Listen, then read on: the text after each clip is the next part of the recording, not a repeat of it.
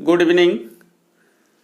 आप सबों को पता होगा डिमांड सीरीज स्टार्ट हो चुका है और मैंने पिछले वीडियो में आप लोगों को हिदायत दी थी कि डिमांड के प्रत्येक वीडियो को सीरियसली वॉच करना है और जब आप डिमांड के पूरे कंसेप्ट को अच्छी तरह से समझ जाएंगे तो इसके ऊपर डिपेंडेंट कई टॉपिक आपको मिलेंगे। मैं तो कहता हूं कि पूरा माइक्रो इकोनॉमिक्स डिमांड के बिना अधूरा है। तो आपको डिमांड बहुत अच्छी तरह से समझनी है। पिछले वीडियो में मैंने बताया था डिमांड क्या है, मांग क्या है और मांग के लिए आवश्यक तत्व क्या होनी चाहिए। और आज मैं आपको मांग के प्रकार के बारे में बताने जा रहा हूं। हालांकि अभी जो मांग के प्रकार के बारे में बात करूंगा वो क्रेताओं की संख्या के आधार पर, और आगे एक वीडियो और आपको मिलेगा जहां पर मैं मांग के बारे में बताऊंगा, मांग के प्रकार के बारे में बताऊंगा। लेकिन वहां जो मांग का प्रकार होगा वो मांग को प्रभावित करने वाले जो कारक होते हैं उसके आधार पर। दोनों जगह आप कंफ्यूज नहीं होंगे। कन्फ्यूजन होगी यदि आप शुरू से हर वीडियो को आप नहीं देख करके रखते हैं और पूरे कंसेप्ट को क्लियर करके नहीं रखते हैं, तब तो फिर आपको दिक्कत होगी। तो ये आपकी प्रॉब्लम है, आप इसको कैसे हैंडल करते हैं। मेरा काम है सिलसिलेवार ढंग से प्रत्येक चीज़ को आपके समक्ष रखने का। तो चलिए आज देखते हैं मांग के प्रकार। मांग के दो प्रकार होते हैं, याद रखना है। मांग कितने प्रकार के होते हैं? दो प्रकार के। एक आपके व्यक्तिगत मांग होंगे जिसको इंग्लिश में इंडिविजुअल डिमांड कहते हैं, और दूसरा बाजार मांग जिसको इंग्लिश में मार्केट डिमांड कहते हैं। क्या कहते हैं? मार्केट डिमांड कहते हैं। अब देखिए, ये इंडिविजुअल डिमांड कुछ नहीं है, अलग से कुछ नहीं करना है। एक चीज़ तो आपको हमेशा दिमाग में रखना है कि मांग की क्या परिभाषा है, मांग का क्या अर्थ है। आपको कभी भी पूछा जा सकता है मांग किसे कहते हैं। तो मैंने जिसे पिछले वीडियो में आपको बताया था उसको एक बार फिर से मैं लिख करके यहां दिखा रहा हूं। एक निश्चित समय और एक निश्चित कीमत पर वस्तु की खरीदी गई मात्रा को मांग कहते हैं। क्या याद आ रहा है? नहीं आ रहा है तो ये बहुत बड़ी प्रॉब्लम है। मांग का यही परिभाषा है, एक निश्चित समय में एक निश्चित कीमत पर वस्तु की खरीदी गई मात्रा को क्या कहते हैं? मांग कहते हैं। जब मांग का ये परिभाषा आपके दिमाग में रहेगा तो व्यक्तिगत मांग में क्या करना है? व्यक्तिगत का मतलब आपको समझना है एक के बारे में बात हो रही है, यानी एक के द्वारा मांग। तो आपके डेफिनेशन में ऐसा कुछ शब्द होनी चाहिए जिससे कि वो लगे कि ये परिभाषा, ये जो मांग की परिभाषा है वो किसी एक से जुड़ा हुआ है, एक से संबंधित है, ना कि सबों के साथ। तो जब एक से जुड़ा होगा तो वो व्यक्तिगत मांग होगा। तो देखिए यहां क्या लिखा है मैंने, एक निश्चित समय में एक निश्चित कीमत पर। ये आपका यहां भी है, एक निश्चित समय में एक निश्चित कीमत पर। तो दोनों में इतनी बातें कॉमन है। अब मैंने अंतर का क्या किया है, यहां पर एक क्रेता मेंशन किया। क्यों किया? क्योंकि यहां व्यक्तिगत है तो एक के बारे में ही बात करनी है, सबके बारे में तो बात नहीं करनी है। सबके बारे में बात कर देंगे तो व्यक्तिगत कहां से रहा। तो एक के बारे में बात करना है, इसलिए यहां मैंने क्या लिखा है, एक क्रेता द्वारा वस्तु की खरीदी गई मात्रा को व्यक्तिगत मांग कहते हैं। यहां भी है वस्तु की खरीदी गई मात्रा। तो मैंने एक्स्ट्रा क्या किया, केवल यहां पर एक क्रेता मेंशन किया है, एक क्रेता द्वारा। बाकी जितनी बातें पहले मांग की परिभाषा में आप देखे हैं वही बात क्या है, व्यक्तिगत मांग के बारे में। इसमें कोई दिक्कत? आपको मांग की परिभाषा हमेशा दिमाग में रखनी है कि मांग की परिभाषा क्या है। तो एक निश्चित समय में एक निश्चित कीमत पर वस्तु की खरीदी गई मात्रा। और जब व्यक्तिगत मांग के बारे में बात होगा तो वहां पर एक क्रेता आपको कहीं पर एडजस्ट करना है। ऐसे जगह एडजस्ट कीजिए ताकि डेफिनेशन आपका थोड़ा सा सरल और सटीक लगे। क्लियर? अब जब हम बाजार मांग की बात करेंगे, व्यक्तिगत मांग क्लियर, जब हम बाजार मांग की बात करेंगे तो बाजार में एक क्रेता नहीं होता है, ढेर सारे क्रेता होते हैं। जब एक की बात करते हैं तो व्यक्तिगत मांग है, लेकिन जब सबकी बात करेंगे तो वो क्या हो जाएगा? बाजार मांग हो जाएगा। लेकिन जब सबकी बात करते हैं तो हर एक को मिला करके चलते हैं ना। हमारी मांग व्यक्तिगत मांग है, ठीक, आपकी मांग वो भी व्यक्तिगत मांग है। लेकिन जब आपकी मांग और हमारी मांग, आप भी बाजार गए, हम भी बाजार गए, और भी कोई बाजार गया, तो सब मिलकर के क्या करेंगे? एक बाजार मांग को क्रिएट करेंगे। तो हर एक के मांग को जब मिलाते जाएंगे, जोड़ते जाएंगे, तो वो क्या हो जाएगा? बाजार मांग। इसलिए मैंने क्या लिखा है? बाजार मांग व्यक्तिगत मांग का योग होता है। योग मतलब जोड़। बाजार मांग क्या होता है? व्यक्तिगत मांग का योग होता है। अब इसमें क्या कर दिए? डीएम, डी से हो गया डिमांड, एम से मार्केट। डी से डिमांड, एम से मार्केट, यानी कि मार्केट डिमांड, बाजार मांग। D1 plus D2 plus D3 dot dot dot DN। D1 मतलब कोई एक क्रेता का मांग, D2 दूसरे क्रेता का मांग, D3 तीसरे क्रेता का मांग, इस तरह से चौथे, पांचवें, छठे, सातवें जितने भी क्रेता होंगे सबके मांग को जोड़ देना है। जो निकल करके आएगा वही क्या होगा? बाजार मांग। Clear? DM market demand, D1 एक क्रेता द्वारा मांग, D2 दूसरे क्रेता द्वारा मांग। कोई दिक्कत इसमें नहीं होनी चाहिए। अब यदि कोई इंग्लिश मीडियम के स्टूडेंट होंगे तो इसी का देखेंगे। यहां पर हम इसको इधर अभी इंग्लिश में लिख देते हैं, इसका भी इंग्लिश में लिख देते हैं। तो देखिए यहां पर मैंने क्या किया, इधर आपका हिंदी में है, इधर मैंने इंग्लिश भी लिख दिया। और अब आपको क्या होगा कि जस्ट इसका एक तरह से यहां पर ट्रांसलेशन हुआ है। इस चीज पर गौर करेंगे। इस डेफिनेशन में जो मेन चीज है वो क्या है? किसी एक क्रेता द्वारा वस्तु की खरीदी गई मात्रा। तो इसका इंग्लिश क्या हो जाएगा? किसी एक क्रेता द्वारा वस्तु की खरीदी गई मात्रा का इंग्लिश क्या होगा?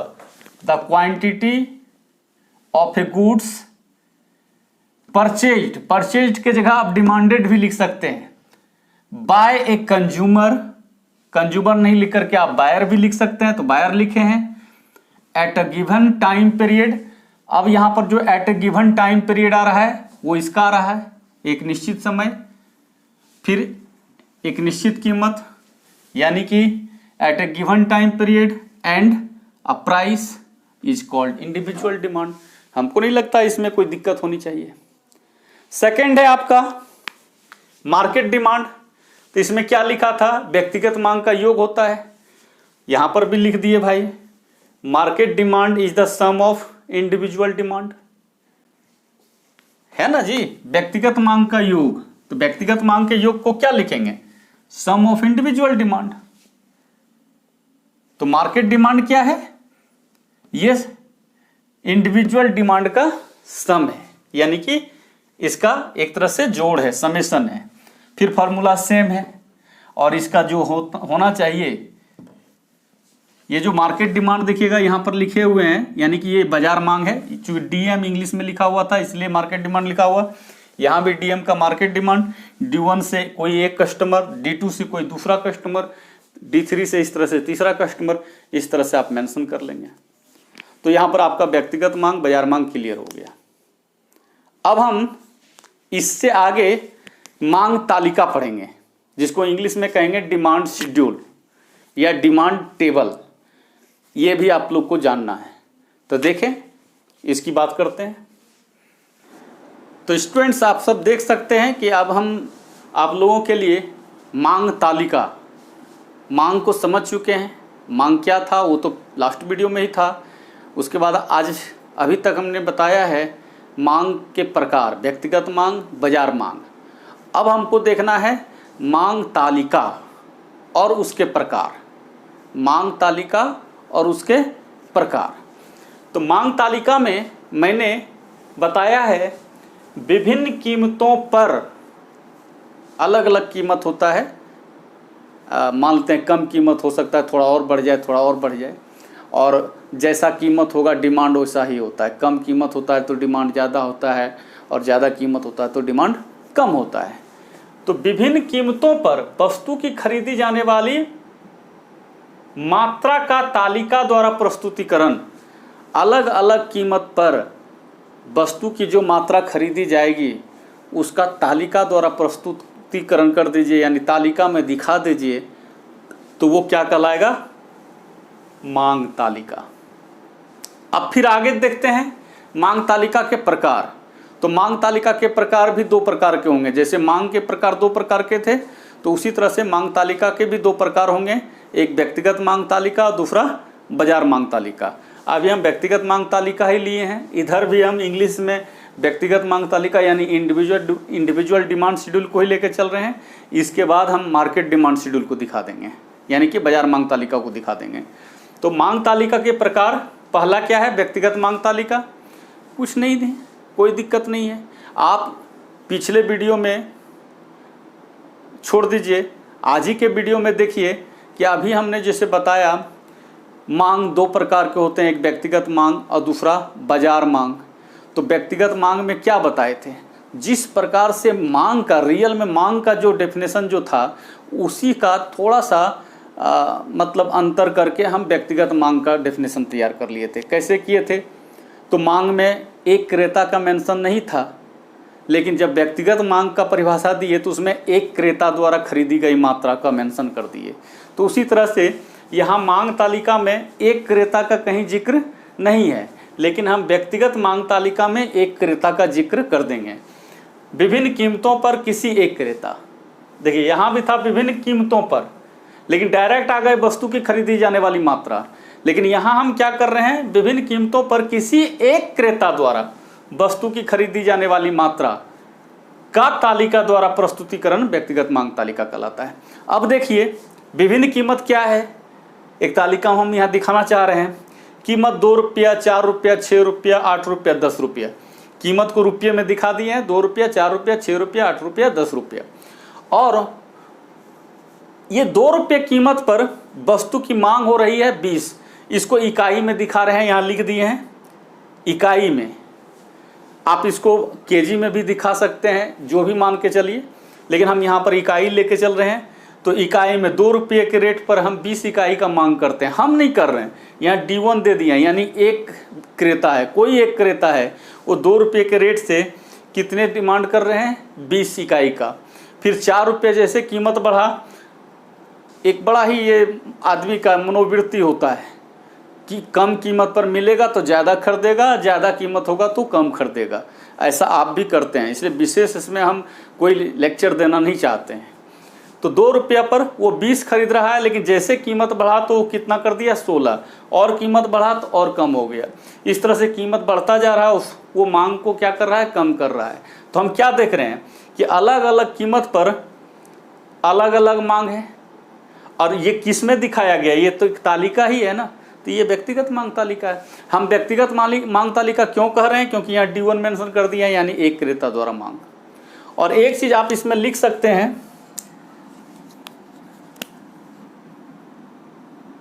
मांग तालिका जो होता है ना, या अभी नहीं करके हम लास्ट में इसको लिख देंगे।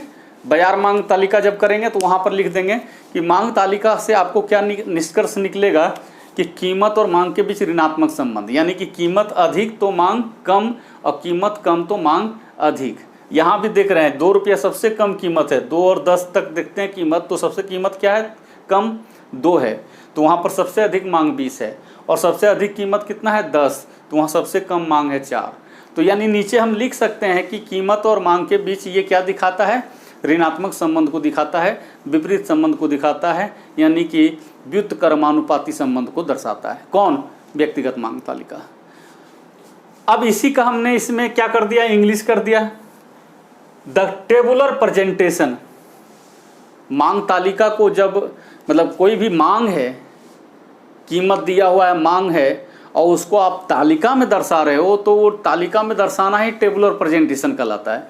तो यहाँ लिखे हैं द टेबुलर प्रेजेंटेशन क्या of A goods demanded at a various price, यानी कि विभिन्न कीमतों पर जो डिमांड होता है वस्तु का, उसी का टेबुलर प्रेजेंटेशन क्या कहलाएगा? Demand schedule. यहाँ पर डिमांड टेबल भी लिख दिए हैं। डिमांड शेड्यूल और डिमांड टेबल एक ही चीज है। अब जैसे इसमें बताए थे मांग तालिका के प्रकार, व्यक्तिगत मांग तालिका, तो उसी तरह से यहाँ भी है types of demand schedule. Types of demand schedule, तो इसके भी दो प्रकार के होंगे। अभी हम किसका दिखा रहे हैं? Individual demand schedule. तो इसमें क्या लिखे हैं? द टेबुलर प्रेजेंटेशन, जैसे इसी तरह का डेफिनेशन ले लिए हैं यहाँ पर भी, लेकिन यहाँ इंडिविजुअल डिमांड होने के कारण, इंडिविजुअल का मतलब होता है स्पेसिफिक करना होगा, किसी एक का यहाँ पर जिक्र करना होगा। तो यहाँ पर हम कर दिए the tabular presentation of goods demanded by a buyer. यही चीज आपको नोटिस में रखना है, डिमांडेड बाय ए बायर। तो एक बायर के द्वारा जो डिमांड होता है और उसका टेबल में हम प्रेजेंटेशन कर दें तो वो क्या कहलाएगा? Individual demand schedule. यहां पर क्या है? इंडिविजुअल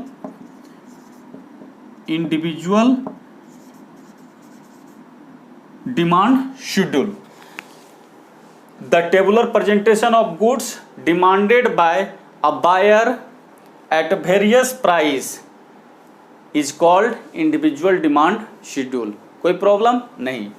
यहाँ पर भी सेम इसी का दिखा दिए हैं, प्राइस दे दिए हैं रुपीज में, और डिमांड एक का D1 मतलब एक द्वारा डिमांड, उसको यूनिट्स में दिखा दिए हैं। इन यूनिट्स 2 रुपीज़ पे 20 का डिमांड्स, 4 रुपीज़ पर 16 का डिमांड, यानी प्राइस जैसे जैसे इंक्रीज कर रहा है डिमांड वैसे वैसे क्या हो रहा है? डिक्रीज कर रहा है। यानी कि यहाँ भी आप इंग्लिश से निष्कर्ष प्राप्त कर सकते हैं कि demand schedule shows the negative relation between price and quantity demanded. तो ये अब तक हुआ आपका डिमांड शेड्यूल का एक टाइप्स, इंडिविजुअल डिमांड शेड्यूल। यानी हिंदी में मांग तालिका का एक प्रकार अभी तक बताएं, व्यक्तिगत मांग तालिका, जबकि आपको दूसरा पता होना चाहिए क्या होता है? बाजार मांग तालिका। तो उसको भी तुरंत क्लियर कर देते हैं ताकि आज दोनों चीज़ क्लियर हो जाए। तो ये देख सकते हैं अभी तक जो देखे थे हम लोग, व्यक्तिगत मांग तालिका यानी कि इंग्लिश में इंडिविजुअल डिमांड शेड्यूल। अभी हम देख रहे हैं बाजार मांग तालिका यानी कि मार्केट डिमांड शेड्यूल। बाजार मांग तालिका कुछ नहीं, जैसे आप बाजार मांग पढ़े थे, व्यक्तिगत मांग का योग होता है। बाजार मांग क्या होता है? व्यक्तिगत मांग का योग होता है। उसी तरह से बाजार मांग तालिका क्या होता है? व्यक्तिगत मांग तालिका का योग होता है। बाजार मांग तालिका व्यक्तिगत मांग तालिका का क्या होता है? योग होता है। अब इसमें देखिए तालिका दिखाना चाह रहे हैं, कीमत दे दिए हैं आपका 2 रुपया, 4 रुपया, 6 रुपया, 8 रुपया, 10 रुपया। अभी व्यक्तिगत मांग तालिका में यही कीमत दिखाए थे, और वहाँ पर एक जो कस्टमर था D1 जो था उसका डिमांड दिखाए थे 20, 16, यानी जैसे जैसे प्राइस इंक्रीज कर रहा उसके द्वारा डिमांड ये क्या हो रहा था? डिक्रीज कर रहा था। तो ये तो एक कस्टमर का बात हुआ। जो दूसरा कस्टमर होगा, जो दूसरा क्रेता होगा, तो वो भी यही करेगा। कोई जरूरी नहीं है कि जितनी मात्रा ये खरीद रहा है उतनी मात्रा भी ये भी खरीदे, ये गारंटी नहीं है। लेकिन इस चीज़ की गारंटी है कि जैसे जैसे इस क्रेता ने कीमत बढ़ने के साथ मांग की मात्रा को घटाते चला गया, उसी तरह से दूसरा क्रेता भी जैसे जैसे कीमत बढ़ेगा वो मांग की मात्रा को कम करता चला जाएगा। तो यहाँ पर मान लेते हैं, इसका हम एक आंकड़ा ले लेते हैं 50, कि ये 2 रुपये के रेट पर दूसरा क्रेता कितना यूनिट खरीद रहा है? 50 यूनिट्स खरीद रहा है। लेकिन जैसे 4 रुपया हो जाएगा तो वो अब 50 यूनिट्स नहीं खरीदेगा, वो मात्रा को क्या कर देगा? कम कर देगा। तो मान लेते हैं ये 50 से 40 कर दिया, फिर 6 रुपीज़ हो गया तो ये 30 हो गया, फिर 20 हो गया, इस तरह से 10 हो गया। अब यहाँ पर जो अभी हम लिखे हुए हैं ये क्या होता है? व्यक्तिगत मांग तालिका का योग होता है। तो ये भी एक क्रेता है, ये भी एक क्रेता, अलग अलग दोनों क्रेता है। ये भी व्यक्तिगत में है, ये भी व्यक्तिगत में है, लेकिन ये दोनों जब मिला देंगे तो बाजार मांग तालिका निकल जाएगा। क्योंकि बाजार मांग का जो होता है, यहाँ जो हम DM लिख रहे हैं, DM का मतलब होता है D1 प्लस D2, तीसरा भी रहेगा तो D3 कर देंगे, चौथा रहेगा D4 कर देंगे। लेकिन यहाँ पर 2 ही है तो D1 प्लस D2 रहने देते हैं, यानी कि 20 प्लस 50 यानी 70, उस तरह 16 प्लस 40 यानी कि 6, 56, 2, 4, 28, 14। एक तरह से ये 14 का टेबल हो गया, 14 2 जा 28, 14 3 जा 42, 56, 70। तो ये हो गया आपका बाजार मांग तालिका। इंग्लिश में जब आते हैं तो हमने यहाँ पर क्या लिखा, व्यक्तिगत मांग तालिका का योग होता है बाजार मांग तालिका। तो व्यक्तिगत मांग तालिका का योग मतलब क्या हुआ, summation of individual demand schedule. तो लिख दीजिए यहाँ पर, market demand schedule is the sum of individual demand schedule. ये क्या होता है, इंडिविजुअल डिमांड शेड्यूल का समेशन होता है, यानी कि योग होता है। सेम टेबल यहाँ पर भी है, इस पर विशेष चर्चा करने की जरूरत नहीं है, आप समझ गए होंगे। अब अंतिम जो रह गया वो है डिमांड कर्व। एक ही साथ क्लियर करना चाह रहे हैं ताकि अगला वीडियो फिर इसी में सिमट करके नहीं रह जाए। तो आज ही क्लियर कर देते हैं तीनों चीज़। डिमांड क्या है, डिमांड के प्रकार बता दिए, यानी मांग के प्रकार, व्यक्तिगत मांग, बाजार मांग। फिर मांग तालिका, उसके भी दोनों प्रकार, व्यक्तिगत मांग तालिका, बाजार मांग तालिका, यानी individual demand, market demand schedule, individual demand schedule, market demand schedule. अब हम लोग डिमांड कर्व यानी कि बाजार मांग वक्र पढ़ेंगे। इसका भी दो प्रकार होगा, व्यक्तिगत मांग वक्र, बाजार मांग वक्र, और इंग्लिश में भी individual demand curve and market demand curve. तो आज ये चीज़ क्लियर हम लोग का हो जाएगा। देखते हैं, अब हम लोग को पढ़ना है मांग वक्र। मांग हो गया, मांग के दो प्रकार, व्यक्तिगत मांग, बाजार मांग, यानी कि इंडिविजुअल डिमांड, मार्केट डिमांड। फिर अगला पड़ाव था मांग तालिका, यानी कि व्यक्तिगत मांग तालिका, बाजार मांग तालिका, इंग्लिश में individual demand schedule, market demand schedule. अब हम लोग को देखना है मांग वक्र, यानी कि डिमांड कर्व। एक चीज़ देखिएगा, जब हम पीछे पर आप गौर कीजिएगा, जो पीछे बताए हैं मांग तालिका के बारे में क्या बताए थे। मांग तालिका क्या है, विभिन्न कीमतों पर जो वस्तु की मांग होती है उसका एक तालिका में प्रस्तुतिकरण।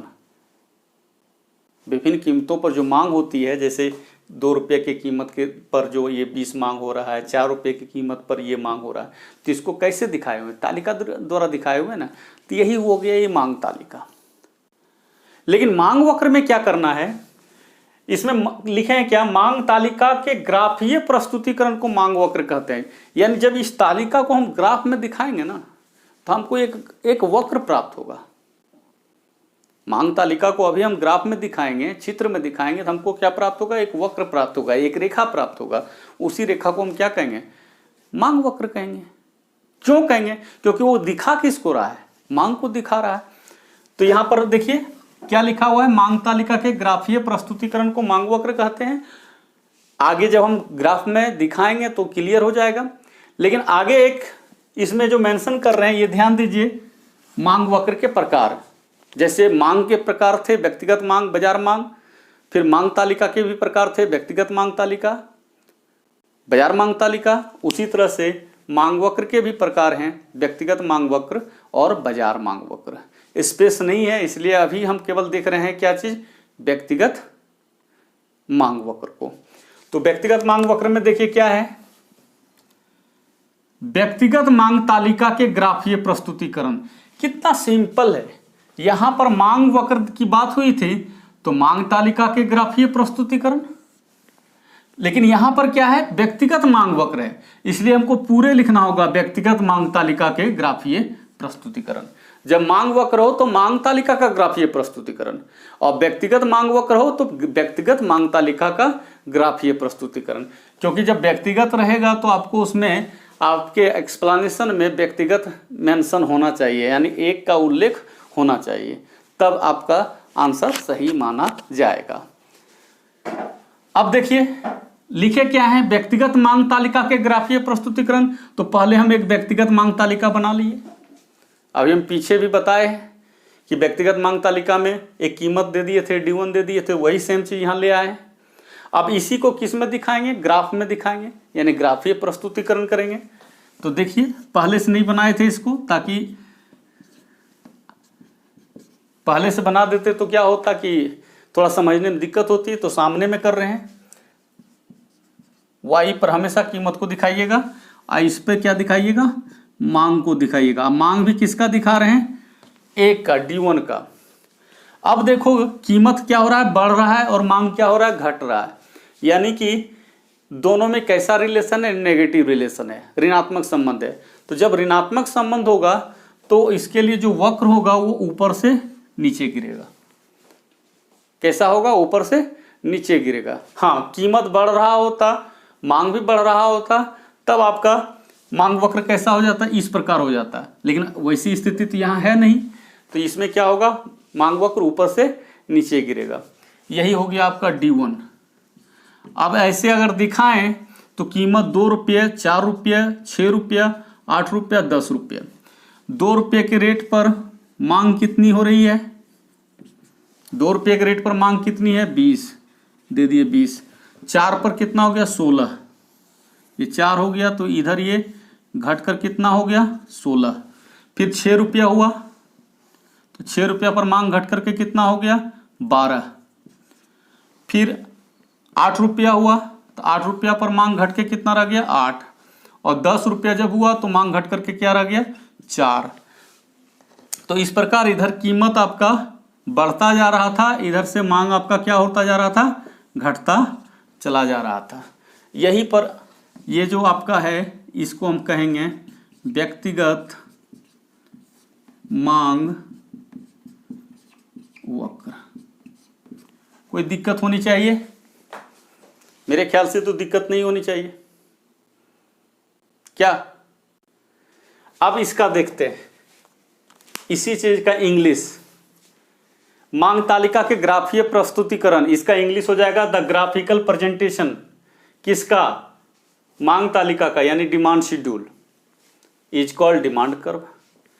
जैसे इसके टाइप्स 2 होंगे, व्यक्तिगत मांग वक्र, बाजार मांग वक्र, उसी तरह इसमें भी इंडिविजुअल डिमांड कर्व और मार्केट डिमांड कर्व। तो इंडिविजुअल डिमांड कर्व हम लिए हैं यहाँ पर, इसका लिख दिए हैं the graphical presentation of individual demand schedule. क्यों, क्योंकि यहाँ इंडिविजुअल डिमांड कर्व है, is called individual demand curve. अब इसमें जो एक्सप्लेनेशन करेंगे, यानी टेबल बना करके इसका डायग्राम जो दिखाएंगे, तो सेम इधर वाला ही इधर ले आइएगा, इसको दोबारा बनाने की कोई ज़रूरत नहीं है। बताइए कोई दिक्कत, हमको नहीं लगता कोई दिक्कत होनी चाहिए, नहीं है।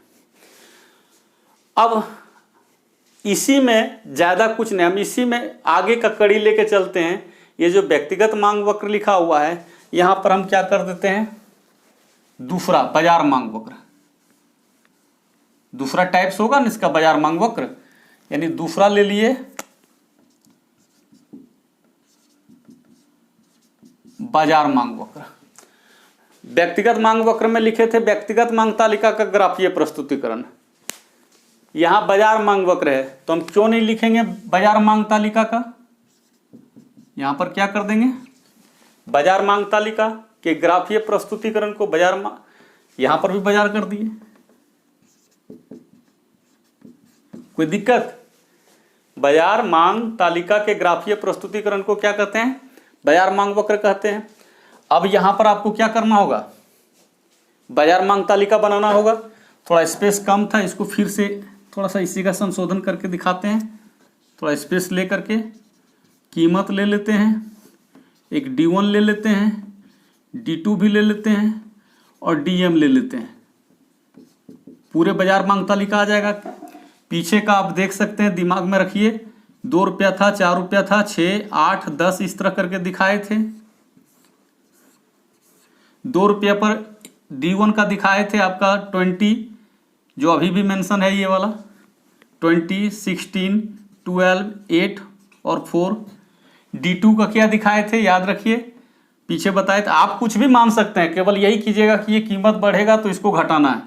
तो इसको लिए थे 50, 40, 30, 20 और 10, और सबको जोड़ते चले गए थे तो बताए थे 20 और 7, चूंकि DM मतलब क्या, D1 प्लस D2, तो 70 ये दोनों प्लस करेंगे, 56 ये दोनों प्लस करेंगे, 42 ये दोनों प्लस करेंगे, 28 ये दोनों प्लस करेंगे तो 14।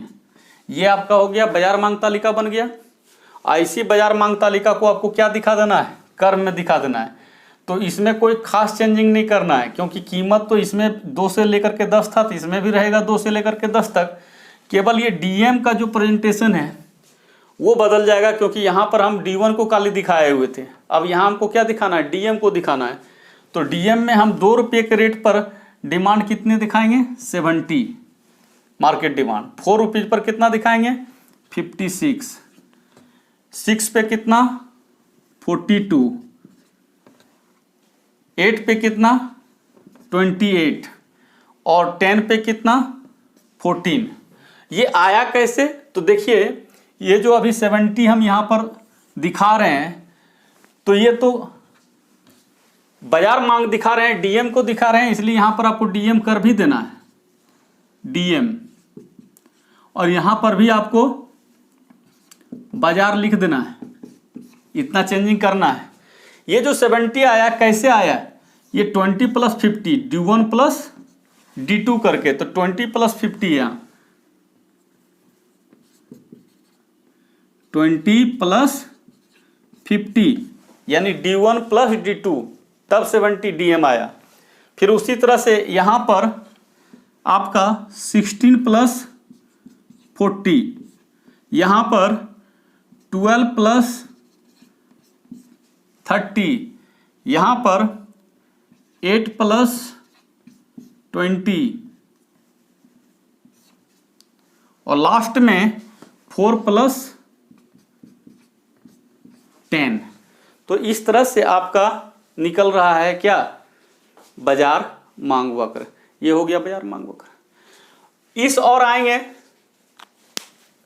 यहां पर अगर हम इसको चेंज करना चाहें, ये इंडिविजुअल डिमांड कर्व को क्या करना चाहें, मार्केट, क्या करना चाहेंगे, मार्केट, मार्केट डिमांड कर्व।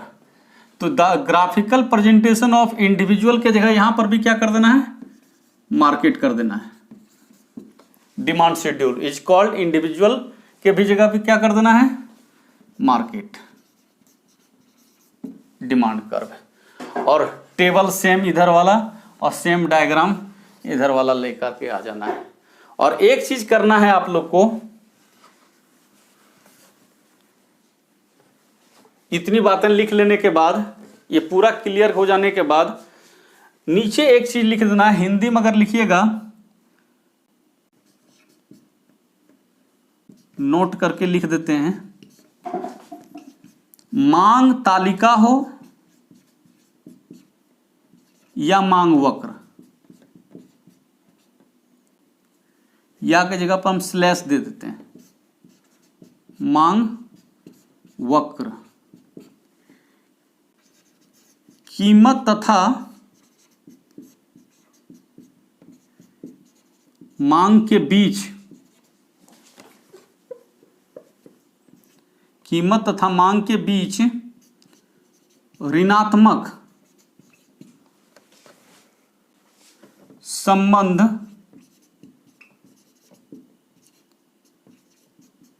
दर्शाता है। यह दिमाग में रखना है, मांग तालिका या मांग वक्र कीमत तथा मांग के बीच ऋणात्मक संबंध दर्शाता है, कोई दिक्कत नहीं। सेम इसका इंग्लिश भी कर लेंगे, नोट करके दिमाग में रखेंगे। डिमांड शेड्यूल, डिमांड शेड्यूल का और क्या नाम होता है, डिमांड टेबल। छोड़िए, डिमांड शेड्यूल या demand curve shows the negative relation, कौन सा relation, negative relation between price and demand. Price और डिमांड के बीच कैसा संबंध दिखाता है, नेगेटिव संबंध दिखाता है। तो आज हम लोग क्या पढ़े, एक तो मांग के बारे में, मांग के बारे में हालांकि पिछले वीडियो में था इसलिए ज़्यादा फोकस नहीं किए। मांग की परिभाषा कि एक निश्चित समय में एक निश्चित कीमत पर वस्तु की खरीदी गई मात्रा को मांग कहते हैं। लेकिन आगे फर्दर आज क्या क्लियर किए, मांग के प्रकार, व्यक्तिगत मांग, बाजार मांग, उसी का इंग्लिश में भी इंडिविजुअल डिमांड, मार्केट डिमांड। फिर आगे क्या किए, मांग तालिका, जिसका इंग्लिश डिमांड शेड्यूल। मांग तालिका का आगे बढ़ा के क्या कर दिए, व्यक्तिगत मांग तालिका, बाजार मांग तालिका, यानी इंग्लिश में individual demand schedule, market demand schedule. और अंतिम में क्या आकर के हुआ, मांग वक्र, यानी इंग्लिश में डिमांड कर्व। मांग वक्र का फिर 2 प्रकार कर दिए, व्यक्तिगत मांग वक्र, बाजार मांग वक्र, यानी कि इंग्लिश में individual demand curve, market demand curve. और लास्ट में हम चाहे वो डिमांड शेड्यूल हो यानी मांग तालिका हो या मांग वक्र हो, सबसे हमको क्या निष्कर्ष प्राप्त हुआ कि कीमत और मांग के बीच में ऋणात्मक संबंध होता है। तो आज के वीडियो में इतना ही, आप लोग से विदा लेते हैं। लेकिन आप लोग कोशिश करें वीडियो को ज़्यादा से ज़्यादा लाइक करने के लिए, शेयर करने के लिए, कमेंट कीजिए। जो इससे रिलेटेड कुछ भी परेशानी होती है आप यूट्यूब पर ही कमेंट करें, हम आपका कन्फ्यूजन दूर करेंगे, ज़रूर रिप्लाई देंगे। Thank you, bye.